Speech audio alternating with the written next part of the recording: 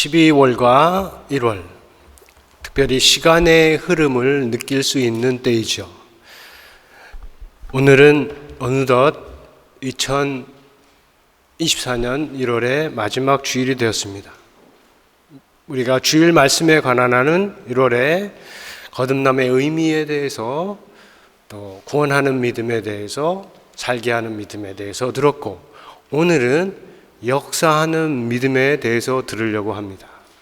믿음을 이렇게 하나, 둘, 셋 이렇게 구분하는 이유는, 다시 한번 말씀드리면, 믿음이 여러 개다 라고 말하려고 하는 것도 아니고, 또 하나의 믿음을 이렇게 여러 개로 쪼개려고 하는 것도 아니고, 오직 믿음이 갖고 있는 이 여러 측면을 이해를 해서 이 믿음을 잘 배우고, 그리고 그 믿음으로 살게 되는 구원의 삶을 잘 살기 위함이다 하는 것입니다.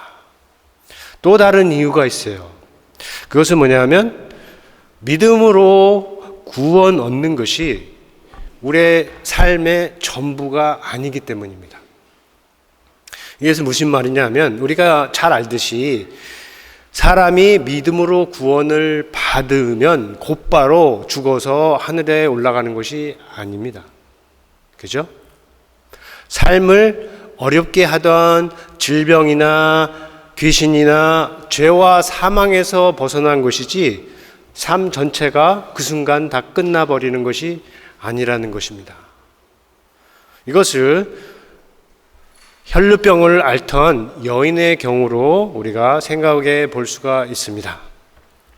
이 여인이 믿음으로 예수께 가까이 다가왔고 예수께 손을 뻗었을 때, 예수께서 따라 내 믿음이 너를 구원하였도다 이렇게 말씀을 하셨죠.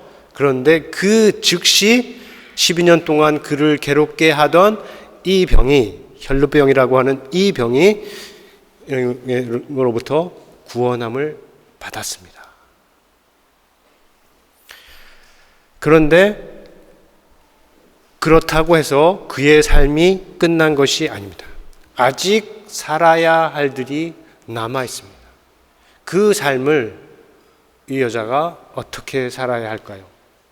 구원받은 것은 순간인데, 앞으로 살아갈 날들은 평생인데, 이 평생의 삶을 어떻게 살아갈까요? 이렇게 우리가 물을 수가 있습니다. 이 믿음으로 구원받은 삶을 갈라디아서를 통해서 보면, 구원받은 사람이 앞에 놓인 세 가지 길이 있습니다. 두 가지는 따라 행해야 되지 말아야 할 길이고, 그리고 하나는 따라야 할 길이에요. 따라가지 말아야 할 길의 첫 번째는 율법주의라고 하고, 다른 두 번째는 자유주의라고 부를 수가 있습니다. 율법주의는 영어로 하면 legalism, nomism이라고도 할 수 있고, 그리고 이 자유주의는 liberalism은 아니고 libertinism이라고 부를 수가 있어요. 율법주의라고 하면 뭐냐 하면, 자유가 없을 정도로, 아니면 자유를 뺏을 정도로 법을 내세우는 것입니다. 율법을 내세우는 것이고, 성경적으로 말하자면 지금 여기에서 하나님께서 일하시고 역사하실 수 있다, 말씀하실 수 있다 하는 그것에 대한 여지도 주지 않을 정도로 율법의 요구에 매이는 것을 말하는 것이죠. 사람을 볼 때 하나님을 통해서 봐야 되고 예수님을 통해서 봐야 되는데, 그렇게 못하는 문자적인 율법을 통해서 본다 하는 것입니다. 자유주의로 뜻하는 것은 현대의 근본주의라고 하는 것에 비교되는 신학 사조를 가리키는 것이 아니고, 지금 방금 전에 말한 율법주의의 반대 의미로 자유의 이름으로 모든 법을 무시하면서 개인의 자유를 최고의 가치로 내세우는 것을 가리킵니다. 자, 율법주의, 자유주의 이렇게 이해하면 이 길은 예수를 믿는 우리가 가야 할 길이 아닙니다. 오히려 가지 말아야 할 길인데, 그런데 예수를 믿는 사람들 중에도 그것을 이것들을 따라 행하는 사람들도 있습니다. 갈라디아 교회의 경우는 자유주의도 경계해야 할 문제이지만 율법주의가 주된 문제였습니다. 그들 안에 가만히 들어온 사람들 중에는 믿음과 이 율법을 같은 위치에 놓으려고 하는 사람들이 있었습니다. 영어로는 주다이저라고 하는데 한국말로 한 단어로 하면 유대화자. 제가 아무리 찾아봐도 길게만 설명이 있고 이 말은 없는 것 같아요. 그래서 제가 번역을 하면 유대화자, 주다이저를 유대화자라고 할 수 있는데 이런 사람들이 있었습니다. 믿음과 율법을 같은 위치에 놓는 살으려고 하는 사람들이죠. 그러니까 그들에 따르면 예수를 믿음으로 구원을 받은 사람이라고 하더라도 모세의 율법을 지켜야 한다 하는 것이에요. 그래서 대표적으로 할례 받지 않은 이방인 남자들은 예수를 믿어서 구원을 받는다고 하더라도 할례를 받아야 한다는 거예요. 그래야 아브라함의 자손이 되고 그래야 아브라함에게 약속된 복을 유업으로 받을 수 있다 하는 것이에요. 바울의 말로 이거를 표현하면 믿음으로 구원받은 사람이라고 하더라도 율법의 행위로 의롭다 하심을 받는다 하는 것입니다. 자, 언뜻 보면 아무런 해가 없는 주장 같고 또 성경적으로 맞는 것 같지만 바울은 이것을 아주 강하게 반대하면서 단호하게 말하죠. 그 중에 4가지를 간단하게 말하면 첫 번째로 율법의 행위로 의롭다 하심을 받는 것이라면 그리스도께서 헛되이 죽으신 것이다. 두 번째로 그렇게 하려는 사람에게는 그리스도께서 아무 유익함이 없다. 아무 유익이 없다. 셋째로 그렇게 하는 사람은 율법에 남은 모든 부분, 율법 전체를 행할 의무도 갖는다. 네 번째로 그렇게 하는 사람은 그리스도에게서 끊어진 자요 그의 은혜에서 떨어진 자라. 이렇게 강하게 말하는, 더 심한 말들도 본문 앞에 나와 있어요. 자, 여기서 문제는 율법이 아닙니다. 또 유대인들이 자기들이 받은 율법에 따라서 살아서 할례도 받고 하는 것이 바울에게 문제가 되는 것이 아닙니다. 바울이 복음의 이름으로 복음을 따라서 반대하는 것은 유대인의 법을 마치 구원의 방편처럼 이방인들에게도 강요하는 것, 그렇게 함으로써 율법과 믿음을 같은 위치에 놓는 것, 이것입니다. 반대로 그가 강조하는 것은 그리스도의 구원의 완전성, 그리고 그를 믿는 믿음의 충분성이죠. 그리스도를 믿는 믿음은 아무리 큰 죄인이라도 의롭다 하심을 받게 하실 수 있을 만큼 충분하다. 또한 이방인이라도 아브라함의 자손이 되게 하고 그에게 약속된 복을 유업으로 받을 수 있게 할 만큼 충분하다 하는 것이에요. 반면에 율법은 믿음이 오기 전에 사람들 위에 있었던 것이고 그리스도께 인도하는 초등 교사의 역할을 한 것이며 믿음이 온 후로는 유대인에게조차도 그 위에 있지 않는 것이다 라고 바울이 얘기를 합니다.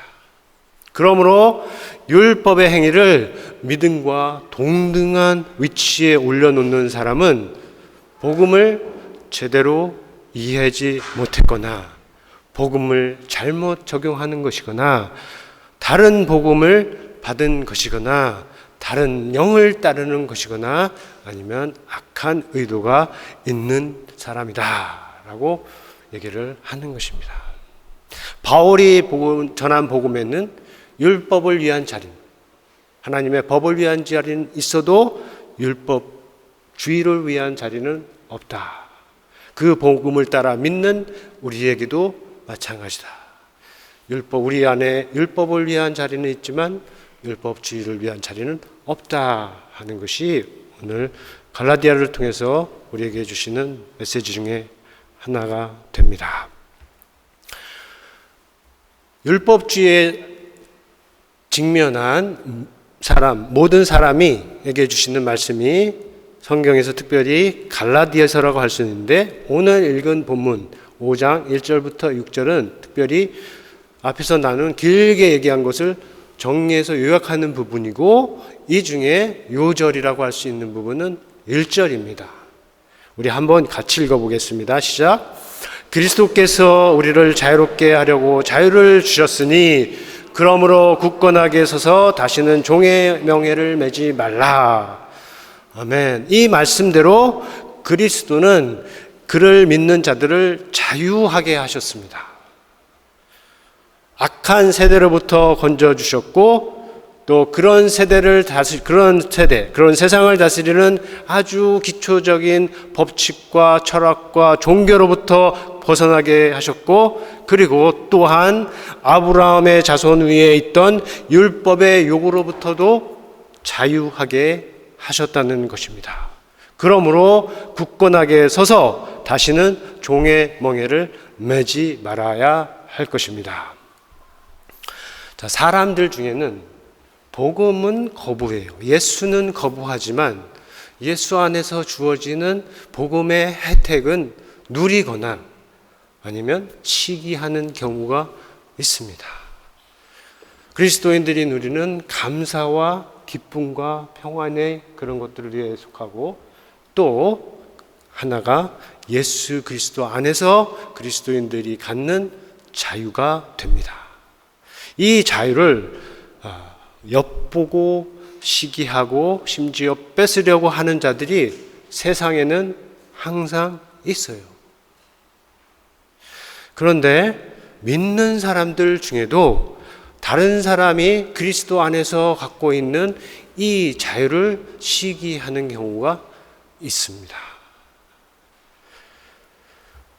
시기하고 그리고 빼앗으려 하는 것처럼 이렇게 간섭하고 참견하는 경우가 있는데, 율법이나 믿음과 같이 이렇게 중요한 것도 아니고, 먹는 것, 마시는 것, 입는 것, 하는 것, 즐기는 것, 이런 지극히 개인적인 것에 대해서 참견하고 간섭하는 경우죠. 혹시라도 자신에게 그런 경향이 있다면 오늘 말씀을 생각해서 잘 생각해 보기 바랍니다. 내가 정말로 그리스도 안에서 주시는 그 자유를 참 의미로 얻은 것인지, 아니면 아직도 내가 세상의 초보적인 것들 아래에 있는지, 그것들의 지배를 받고 있는지 살펴보아야 할 것입니다. 그리고 그렇게 할 때 기억할 것은 그리스도께서 우리를 구원하시면서 주신 이 자유는 나의 자유이면서 동시에 우리 모두를 위한 자유라는 것, 그리고 그래서 우리가 서로 인정하고 지켜줘야 하는 자유라는 것, 이것을 기억하면서 우리 자신을 각자가 살펴볼 수 있기를 바랍니다. 자, 율법주의의 반대편에 자유주의가 있다고 했습니다. 이 이름만으로 보면 자유에 관해서는 여기에 답이 있을 것이라고 생각할 수 있겠는데, 사실은 그렇지가 않습니다. 왜냐하면 자유주의가 말하는 자유에는 나는 있지만 우리는 없습니다. 혹은 우리는 있을지라도 그들은 없어요. 자유를 지극히 개인적으로 이기주의적으로 생각하여서 모든 제약에서 벗어난 것, 이미 갇혀있는 제약이 많음에도 불구하고 모든 제약에서 벗어난 것, 자기가 원하는 것은 무엇이든 할 수 있는 것 정도로만 생각하기 때문입니다. 자, 물론 모든 자유에는 그런 측면이 있죠. 벗어나는 측면이 있고 내가 원하는 것을 할 수 있는 측면이 있습니다. 그러나 그것이 참 자유의 전부는 아닙니다. 그것이 전부라면 결과는 서로 물고 먹고 피차 멸망하는 것이요. 그리고 5장 19절로부터 21절에서 언급된 음행과 분쟁과 시기와 분냉 같은 모든 육체의 일들로 가득한 세상이다 하는 것입니다. 자유가 중요하지만 자유에 대한 바른 이해가 그만큼 중요한 것입니다. 그런 면에서 앞에서 말한 유대 화자들의 걱정에 일리가 있는 것이에요. 예수를 믿어서 구원받은 자들이 하나님께서 영원하신 뜻 가운데 구원하신 그의 백성에게 주신 그 법을 따르지 않으면 도대체 하나님과 어떤 관계 속에서 살아갈 수 있는가? 하나님께서 거룩한 백성이 되기 위해서 주신 그 모세의 율법을 따라 행하지 않으면 그리스도인들이라고 하더라도 어떻게 의롭게 될 수 있겠는가? 결국 자유자들이 빠지는 그 방탕한 삶과 악이 가득한 세상이 되지 않겠는가? 라고 물을 수 있죠. 이런 물음에 대한 두 가지 답이 성경의 갈라디 안에서 찾을 수 있습니다. 첫 번째 답은 무엇이냐면 사랑으로 역사하는 믿음에 있습니다.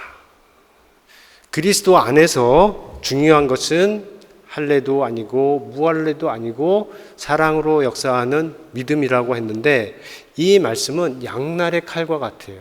한편으로는 율법주의를, 자유를 빼앗아가는 율법주의를 반박을 합니다.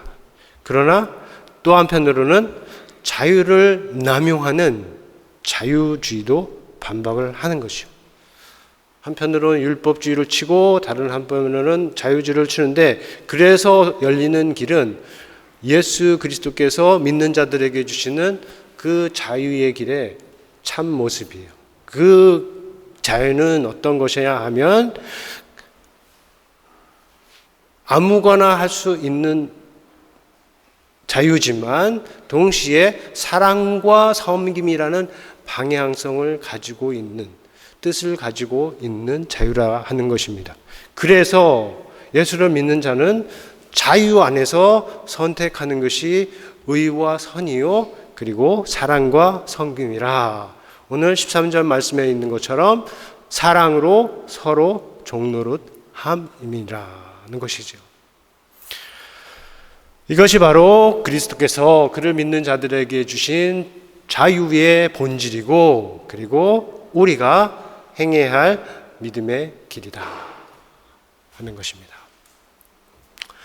두 번째 답은 본문 이후에 나와요. 오늘 읽은 6절까지가 있는데 6절 이후에 나오는 말씀으로 그리스도인의 삶은 성령이 인도하신다는 겁니다.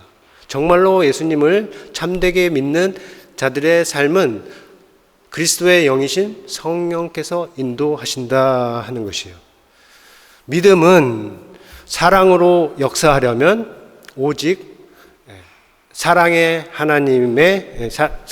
하나님의 영인 성령을 따를 때만 가능하다 하는 얘기이기도 합니다.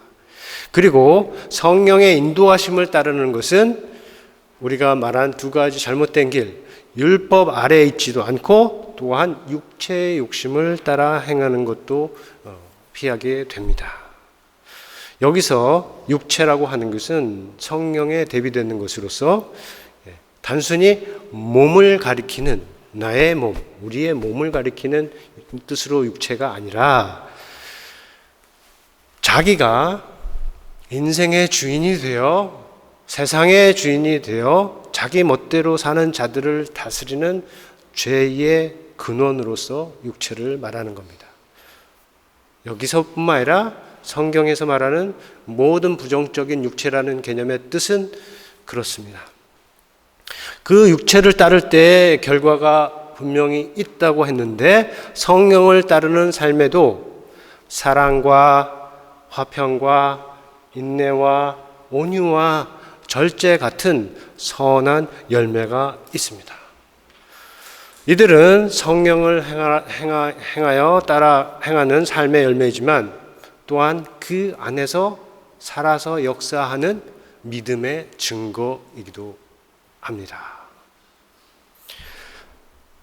자, 비유하자면 이 그림에 있어요. 지금까지 쭉 따라오셨는데 힘들으셨을 텐데 잠깐 브레이크를 가지면 이 그림은 제가 찾을 수가 없어서 한번 만들어 달라고 AI한테 만들어 달라고 얘기를 해봤습니다. 그러니까 이렇게 만들어졌어요.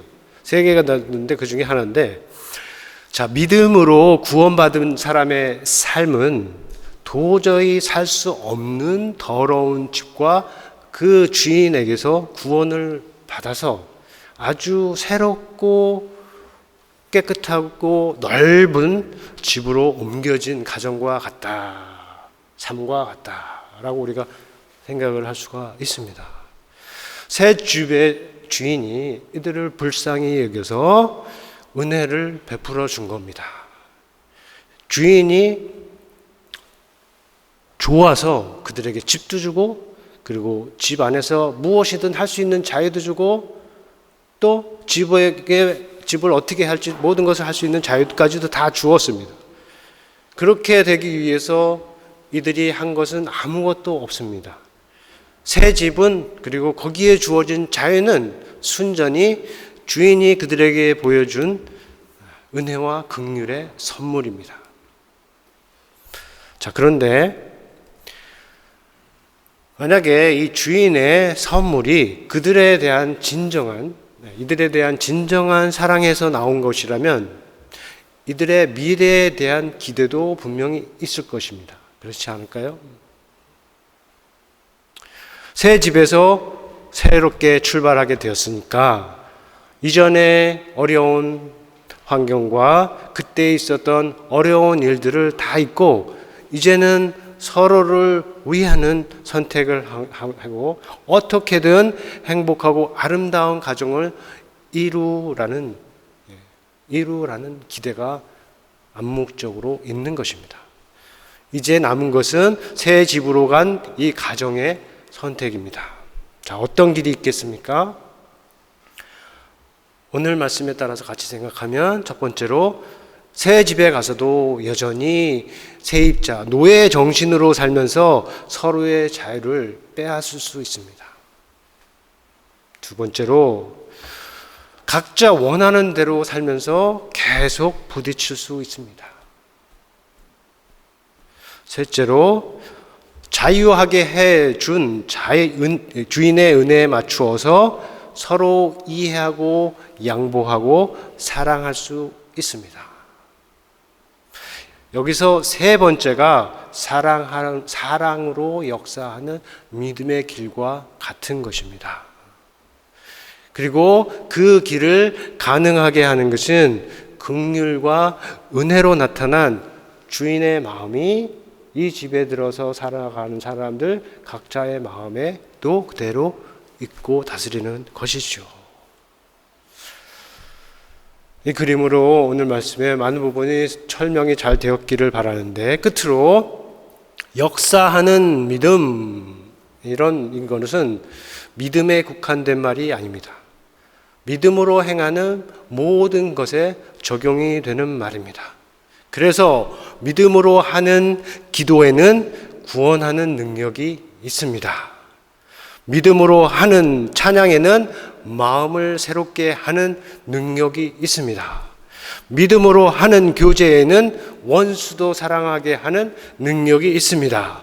믿음으로 하는 봉사에는 주인의 즐거움을 얻게 하는 능력이 있습니다. 믿음으로 행하는 교육에는 어리석은 자를 슬기롭게 하는 능력이 있습니다. 믿음으로 행하는 전도에는 세상을 떠나 하나님에게로 돌아오게 하는 힘이 있습니다.